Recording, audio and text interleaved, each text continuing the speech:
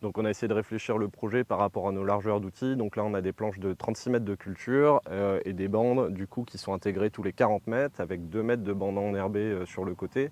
L'idée c'est de ne pas pénaliser le débit de chantier. On a des fourrières qui sont pensées justement autour de la logique de travail. Aujourd'hui on ne perd pas de temps en implantant. L'intérêt sur des plantations récentes comme ça, c'est qu'on est vraiment venu positionner les haies par rapport à notre logique de travail. Ce n'est pas du tout une contrainte, on le voit vraiment comme un atout. Et c'est pas perturbant aujourd'hui quand on travaille. Ces bandes enherbées, elles ont un intérêt justement aussi de part et d'autre des arbres pour capter la biodiversité. Ça fait un filet de sécurité aussi forcément quand on désherbe, parce que ça c'est un des gros enjeux. Il ne s'agit pas de pulvériser un désherbant sur les arbres, donc c'est aussi une sécurité et ça amène déjà à très court terme des résultats intéressants sur la biodive, parce que on voit qu'on a des compagnies de faisans qui sont déjà implantées au bord des haies avec une multitude d'insectes. On a déjà fait des prélèvements dedans donc pour voir comment réagissait la petite faune et aussi les choses qu'on peut entre guillemets moins voir. Donc c'est relativement positif même au bout d'un an et demi, donc ça donne des résultats qui sont quand même hyper encourageants et stimulants. Donc c'était le but de la démarche. Alors, par rapport aux cultures que j'ai jusqu'à présent, l'un des seuls freins, ça va être de pouvoir surveiller la croissance des arbres, éventuellement les arroser et surveiller les dégâts de gibier. Donc toute culture qui va monter assez haut, type des maïs et des tournesols, ça peut être un peu perturbant les premières années parce qu'on peut passer à côté de dégâts de ravageurs comme des sangliers. C'est ce qui m'est arrivé l'an dernier, donc on a dû replanter 700 arbres. Ça fait partie des joies et des malheurs de chaque défi de transition de plantation, mais sinon il n'y a pas de contre-indication particulière par rapport à des cahiers des charges ou des interactions entre guillemets néfastes par rapport aux cultures.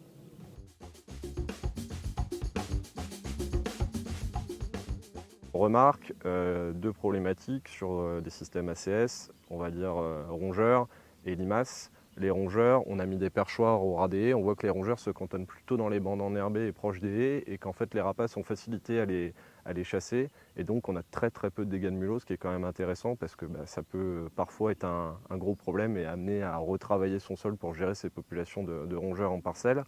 Et les limaces, pareil, en fait, on retrouve beaucoup de carabes dans les bandes enherbées, et ce qui fait que c'est le meilleur biocontrôle, parce que dès qu'on a des carabes, forcément les populations de limaces diminuent. Alors c'est pas forcément à 100%, et je pense que sur une année humide comme celle-ci, il y aura quand même un contrôle à faire sans doute sur les limaces, mais c'est intéressant de voir que déjà il y a de la régulation qui se fait en parcelle, une fois que c'est fractionné par rapport à des grands open fields de 15 ou 20 hectares comme on pouvait avoir avant. Donc c'est encourageant et par contre voilà, ça reste à démontrer, à prouver sur le long terme et c'est aussi le but de la démarche. C'est un test à grande échelle mais je suis persuadé que ça portera ses fruits.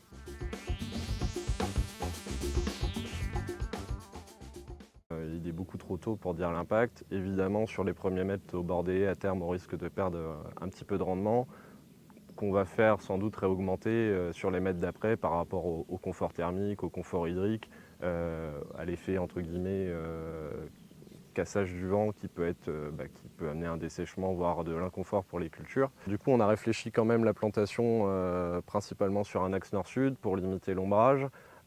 Forcément, la haie va s'étoffer avec le temps, ça c'est évident, créer un petit peu d'ombrage.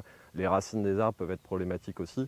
Le fait d'avoir cette bande enherbée, ça va permettre de venir déjà dans 2-3 ans sarcler les racines de façon à leur donner de la verticalité et qu'elles ne s'étalent pas, on va dire, de façon horizontale, ce qui là pourrait être pénalisant pour les cultures.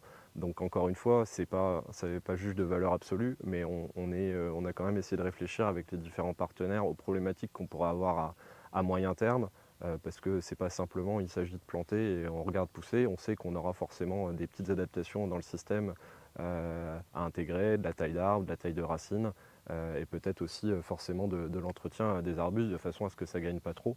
Donc il y a vraiment aussi, tout a été pensé pour au maximum en tout cas, pour qu'on puisse entretenir facilement et que ça soit vraiment un plus pour les cultures et pas un moins. En agroforesterie, moi je lui conseillerais d'y aller. Évidemment, il y a plein de bénéfices en matière de stockage de carbone, de matière organique, de qualité des sols, qualité des eaux, biodiversité, impact sociétal aussi, parce que c'est relativement bien perçu par les gens qui sont autour de nous, donc ça permet de recréer du lien. D'y aller, mais de ne pas y aller seul.